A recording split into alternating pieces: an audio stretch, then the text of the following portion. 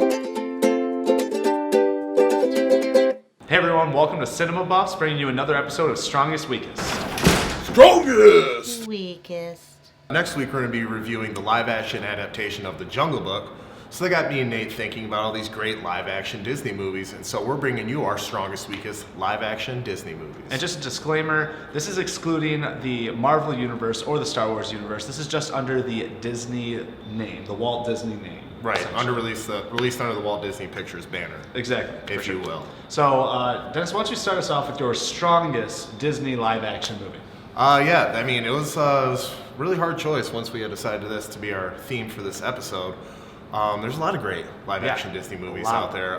There's a lot to choose from, you know.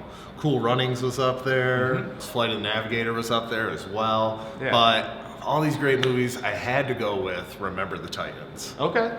Now, not only is Remember the Titans my favorite live-action Disney movie, it's probably my favorite sports movie of all time, too. Really? Yeah, wow, I just think it's got a great story to it. And it's, you know, it's based on true story, and it's one of Denzel Washington's greatest performances, in my opinion, at least. I agree with you on that. I think it is. It's an incredibly strong, heartwarming movie as well. But it also deals with a lot of hard-hitting issues at the time when that team was going through what it was going through and everything. Exactly. There's a history element to it, for sure. Yeah. Yeah, and you know, I think it has a great lesson to be told, a great story as well, and it's a true story. It's amazing. Like, these true stories, they should be put up in these big motion pictures and be told like this. Totally. So, good choice. Yeah, thank you. Sure. And so, Nate, let's flip it over to you. What's your strongest live action? Well, first of all, I agree with you. There's just a ton of choices. Disney has just a very wide collection of live action movies, more so than I thought. Once I started doing the research, I was like, wow, there's a ton of them.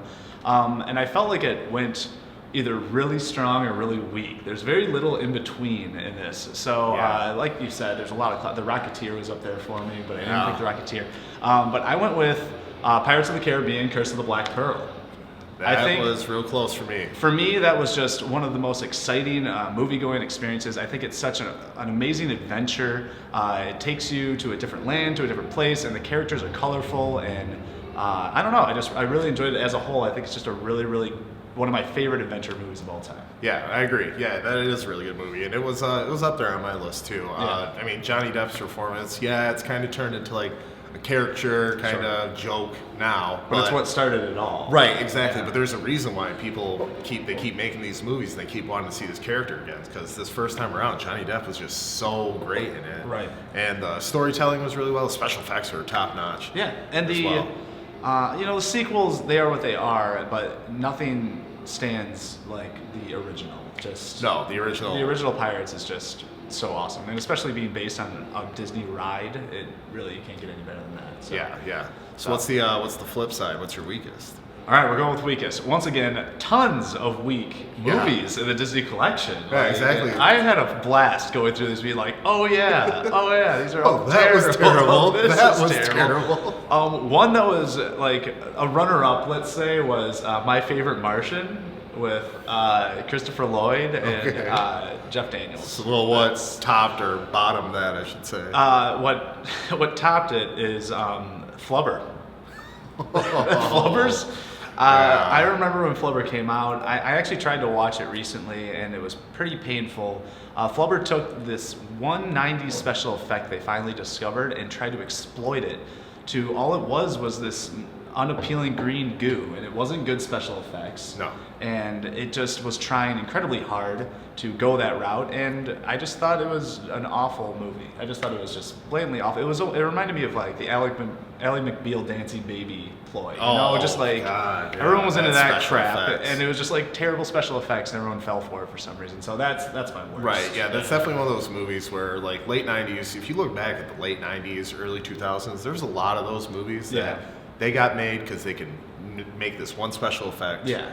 And then they just exploited it and tried so hard to make it work. Right. Yeah. And Robin Williams, he's funny. I love him. In almost everything he's in, but just this movie, he couldn't pull it off. He couldn't carry it. No, he could not carry it at all. The Green Goo or himself could not carry that movie. So. Yeah. Well, you're right. Yeah. What do you got? What do you got for your weakest? Yeah, you're right about. There's a lot of bad Disney movies out there. I mean, there are so many to choose from.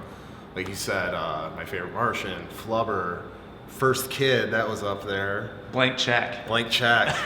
Yeah, and I was really, really going close to Jungle to Jungle with Tim Allen. Really close to picking That one's bad. But the only one that is just, it's still burning in my memory as a horrible movie experience, and that is Tim Burton's Alice in Wonderland remake.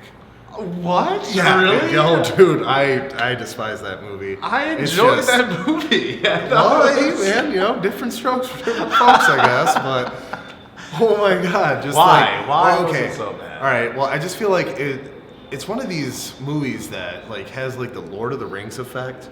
Like a lot of like these big tentpole movies outside of comic book movies over the last 15 years have been like these big, fantastical, epic war, and it's all just trying to be Lord of the Rings, I feel. Okay. And I feel like that's what they did. They took Alice in Wonderland, tried to make it like Lord of the Rings, like had to be this big war at the end, and it's just typical, you know, Tim Burton. Like it was cool looking, late 80s, early 90s, but now just like the gloomy background, the super pale faces contracted with the dark hair and bright costumes. Like I get it, Burton.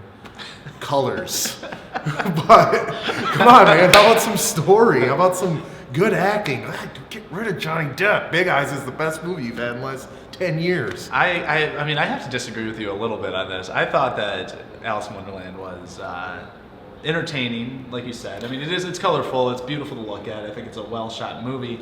I like Alice in Wonderland, the story in general, but I mean, for you to be like, no, I'm going to skip out on Alice in Wonderland. Let's watch Blank Check. I just don't believe that. Oh, I'll watch Blank Check over Alice in Wonderland any day of the week. All right, well, there you go. So right, yeah, your worst as Johnny Depp, and I think that Alice in Wonderland is an example of Johnny Depp's like do character exploited a little bit. I just think that Johnny Depp and Tim Burton enable each other a lot. Yeah. Let's go super goth. Yeah, let's go super goth, and you know, and they do that. Yeah, like for sure. Dark Shadows. Yeah. Like if that was the Disney movie, that would have topped it for me. Yeah, 100%. But no, I know what you mean. They sort of they have a negative effect on each other almost. They think it's going to be spectacular, and then it just right. It's awesome backfires. in their minds. I'm sure of it. Yeah, absolutely. Well, good choices all around. We don't totally agree, but either way, I think we agree that Disney has had some flops and some great films at the same time. Buffs. There you have it. That's our strongest, weakest live-action Disney movies. What'd you guys think? You agree? You disagree? You got some better picks? Please leave them down in the comments below. Also, thanks to everyone for sharing the Batman vs. Superman review. We got a lot of shares, but we only could choose one for the Celebration Cinema gift card, $20. So the winner is Forrest Jordan Page. So we want to thank Forrest and everybody else for sharing, and we will get you that gift card as soon as possible. Yep, thank you, Forrest. Thank you, everybody. We hope you share our videos in the future. And be sure to check us out next week when we bring you our review of The Jungle Book. Yep, also we're going to have another contest announcement next week, and it might have something to do with the movies on our shirts. So look out for that, and always remember, there's no place like the theater. Thanks, guys.